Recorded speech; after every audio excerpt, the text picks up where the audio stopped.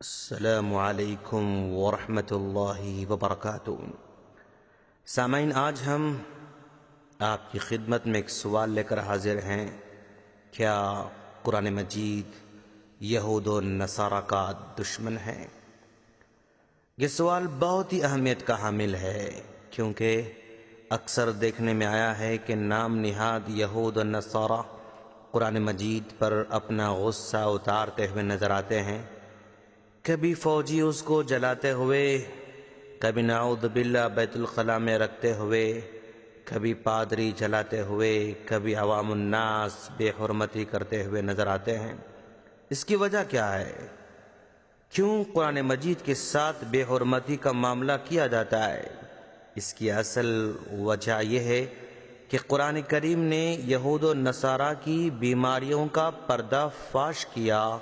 اس نے بتلایا کہ یہود اللہ تعالیٰ کی آیات کے منکر، انبیاء علیہ السلام کے قاتل، حق اور انصاف کی تعلیم و تلقین کرنے والوں کے دشمن، اللہ تعالیٰ کے باغی، سود خور اور اللہ تعالیٰ کی راہ سے روکنے والے، لوگوں کا ناحق مال بٹورنے والے، اللہ تعالیٰ کے عہد و پیمان کو توڑنے والے، حضرت مریم علیہ السلام پر بہتان لگانے والے اور حضرت عیسیٰ علیہ السلام کو ناحق صلیب پر لٹکانے کی کوشش کرنے والے تھے۔ نصارہ نے اللہ تبارک و تعالیٰ کی کتاب انجیل میں تحریف کی۔ انہی لوگوں نے حضرت عیسیٰ علیہ السلام کی تعلیمات کو بگاڑا۔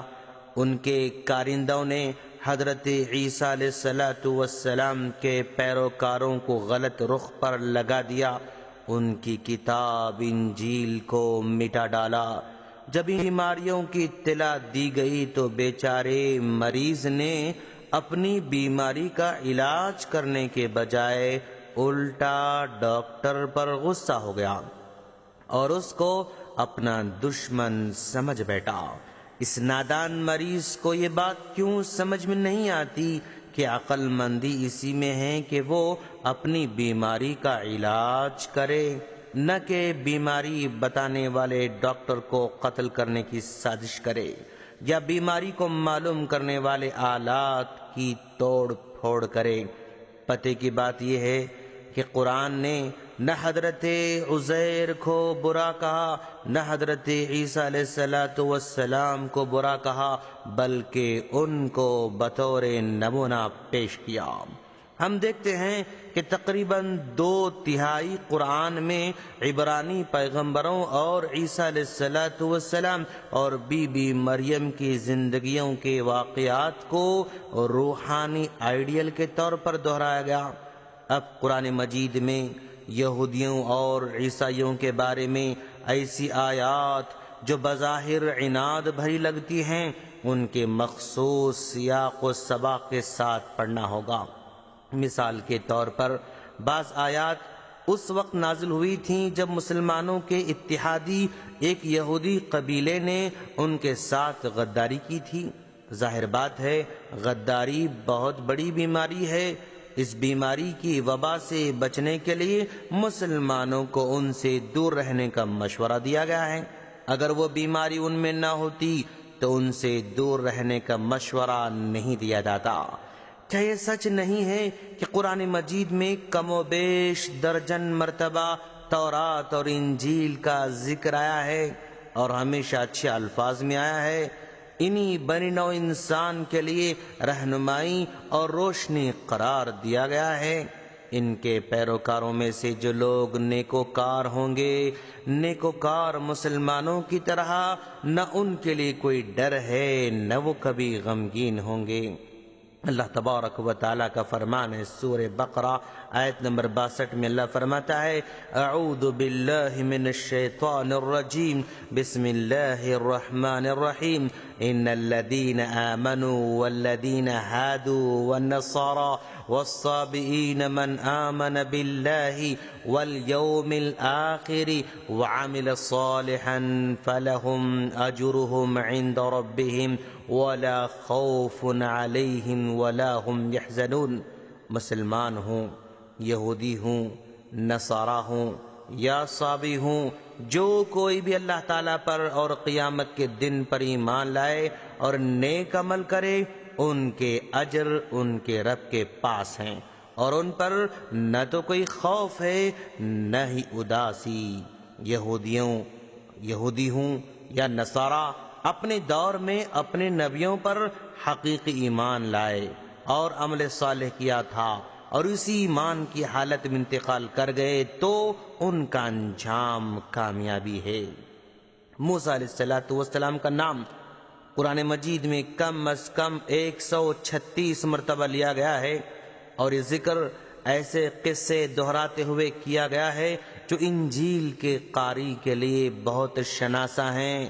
خاص طور پر بنی اسرائیل کو غلام بنانے پر فرعون کے ساتھ ان کے ٹکراؤ کا کئی بار ذکر کیا گیا ہے۔ اسی طرح یسوع مسیح کا ذکر بھی 25 مرتبہ آیا ہے، جنہیں عربی میں عیسیٰ علیہ السلام کہا جاتا ہے۔ انہیں مسیحا، ابن مریم اور روح اللہ کے القابات سے بھی پکارا گیا ہے۔ قرآن مجید میں ان کی زندگی کے بارے میں اصل انجیل میں بیان کیے گئے واقعات کو دہرایا گیا ہے، جن میں کنواری ماں کے یہاں ان کی پیدائش، اندھوں کو بصارت اور کوڑیوں کو شفا دینے کی کرامت، مردوں کو اللہ کے حکم سے زندہ کرنا بھی شامل ہیں۔ اسی طرح بی بی مریم کا ذکر 34 مرتبہ کیا گیا ہے۔ ایک سورے کا عنوان بھی ان سے موسوم ہے، یعنی سورہ مریم، اور انہیں تمام مخلوقات میں سب سے ذی وقار خاتون کہا گیا ہے، جبکہ کوئی سورت خدیجہ و عائشہ کے نام پر نازل نہیں ہوئی ہے۔ مسلمان جس طرح قرآن کریم کا ادب کرتے ہیں، احترام کرتے ہیں، اسی طرح تورات و انجیل اور زبور کا ادب کرنا بھی اپنے اوپر لازم، فرض اور ضروری قرار دیتے ہیں۔ مسلمانوں کے نزدیک جس طرح کسی نبی کی ادنا توہین یا تنقید سے کفر لازم آتا ہے، اسی طرح کسی نبی پر نازل شدہ کتاب یا صحیفے کے انکار، توہین یا تنقید سے بھی آدمی کافر ہو جاتا ہے۔ قرآن مجید میں حضرت عیسیٰ یا انجیل، حضرت موسیٰ یا تورات کے بارے میں کوئی ایک حوالہ بھی ایسا نہیں جو ان کی تصدیق یا احترام سے ہٹ کر ہو یا ان کی شان میں گستاخی کرتا ہو۔